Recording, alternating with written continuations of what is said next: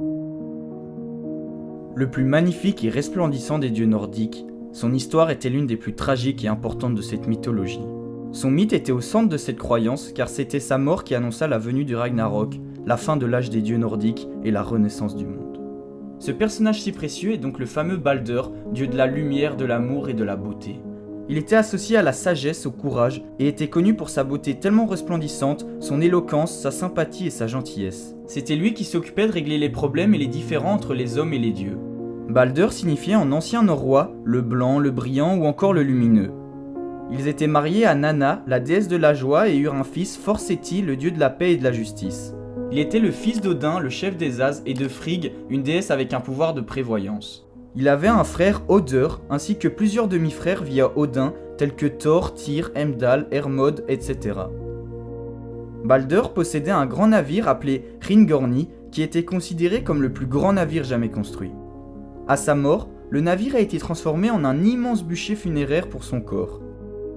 Il a habité dans un palais connu sous le nom de Breidablik, qui était le plus paisible de tous les endroits et où le mal y avait été banni.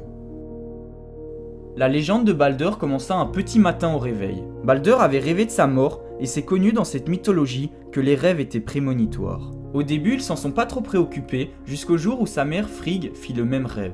À ce moment-là, ils ont commencé à s'en inquiéter réellement. Odin a donc décidé d'agir et se rendit au Niflheim pour rendre visite à une Volva qui pourrait déchiffrer ses mauvais rêves. Cette dernière lui révéla que Baldur était en effet condamné à mourir, mais n'a pas précisé comment et qu'il ne pourrait rien faire pour l'en empêcher. De retour à Asgard, le dieu annonça la mauvaise nouvelle à sa femme qui était dévastée. Ainsi, si attachée et amoureuse de son fils, elle était déterminée à empêcher la prédiction de se réaliser. Elle a donc pris soin de passer dans les 9 mondes et de faire jurer à toutes les créatures, les éléments et les objets de ne pas lui faire du mal. Les végétaux, le feu, l'eau, les métaux, les maladies, tous sont jurés. Le temps passait et les dieux apprirent son immortalité. Ils s'amusaient donc à tester sa résistance à toutes sortes de choses, aux lames, aux poisons, etc. C'était devenu un jeu. Cependant, Loki était jaloux de son immortalité, de sa beauté et de sa popularité. En effet, il était jaloux de tout ce que Baldur était devenu et il voulait être comme lui. C'est alors qu'il se déguisa en vieille femme et alla taper la discute à Frigg qui ne l'avait pas reconnu. Il amena habilement la déesse à lui révéler que seul Loki n'avait pas fait la promesse de ne pas blesser Baldur. Possédant maintenant le seul point faible de Baldur, il se précipita pour trouver cette fleur et en faire une flèche. Revenant au palais, il vit les dieux qui jouaient encore à leur petit jeu. Loki aperçut alors Odur, le frère aveugle de Baldur, et lui donna sa flèche pour qu'il la lui tire dessus. Ce qu'il fit bien évidemment, et ce qui blessa mortellement le pauvre dieu censé être invulnérable. La mort de Baldur plongea les hommes et les dieux dans la tristesse et le chagrin. Les dieux décidèrent donc de tout faire pour ramener Baldur du royaume des morts, Helheim. Un volontaire se désigna pour aller là-bas et supplier Hel, la déesse des morts, pour la libération de Baldur. C'était Hermod, son frère. Chevauchant Sleipnir, il a voyagé durant 9 jours et 9 nuits avant d'arriver finalement au royaume de Hel. Là, il a demandé à la déesse de la mort de libérer Baldur. Cette dernière accepta, mais à la seule condition que tous les êtres vivants pleurent pour lui. Apprenant la nouvelle, les dieux envoyèrent instantanément tout plein de messagers à travers le monde pour demander aux créatures de pleurer la disparition de Baldur. Toutes pleuraient Baldur, sauf une.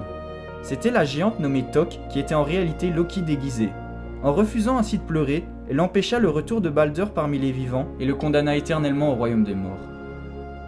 Les dieux résignés donnèrent à Baldur des funérailles dignes d'un héros. Son corps fut placé sur son bateau Hringorni avec sa femme Nanna qui, le cœur brisé, était morte de chagrin. Ils ont ensuite incendié le navire et l'ont laissé dériver jusqu'à ce qu'il disparaisse de leur vue. Et selon la légende, il paraît que le jeune dieu reviendra après la bataille et participera à la renaissance et à la création du nouveau monde, plus beau et plus pacifique. Plus tard, Loki admettra sa culpabilité et fuit à la colère d'Odin. Malheureusement, celui-ci avait mis au monde Vali, un être qui avait pour seul but de venger la mort de Baldur. Vali avait grandi en un seul jour et avait tué le pauvre Odur. Il s'en est ensuite allé après Loki, qu'il trouva et le ligota à un rocher avec les entrailles de son fils Nari.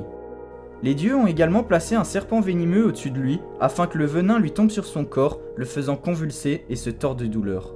Loki était censé rester dans ce triste état jusqu'au Ragnarok. Et c'est ainsi en ayant tant mis de côté et tant torturé Loki que la mort de Baldur va devenir la principale cause de cette guerre sans merci. Alors voilà, j'espère que cette vidéo vous aura plu, et si c'est le cas, n'hésitez pas à vous abonner et à mettre un pouce bleu, et j'espère surtout que vous aurez appris beaucoup de choses.